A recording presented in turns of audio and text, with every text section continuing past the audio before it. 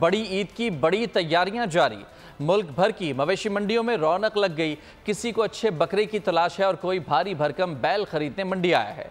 खरीदार पुरअज़्म हैं। बच्चे भी बड़ों के साथ जानवर पसंद करने मंडी पहुंचे हैं। कराची की मंडी अब नहीं ठंडी। नॉर्दर्न बाईपास पर मेला सज गया। आला नस्ल के तगड़े और जानदार जानवर आ गए। VIP हो या दीगर ब्लॉक्स, सभी जगह खरीदारों की भी आनियां जानियां जारी हैं। सारे जानवर माशाल्लाह यहाँ पर बहुत खूबसूरत हैं। हम यहाँ पर डेली आते हैं। 3 जानवर का सौदा हुआ है माशाल्लाह से। आज तो हम सिर्फ घूमने फिरने के लिए आज ही नहीं रोजाना आते हैं, लेकिन वो 3 जानवर हमारे डन है।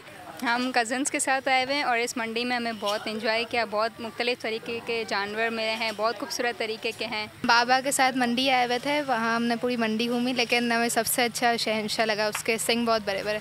मंडियों में जानवर तो एक से एक हैं, लेकिन कीमतें सुनकर भी शहरियों के औसान खता हो जाते हैं। कराची की मंडियों में इस वक्त खरीदारी कम और विंडो शॉपिंग ज्यादा हो रही है। सब्सक्राइब करें और बेल दबाएं ताकि कोई खबर रह न जाए।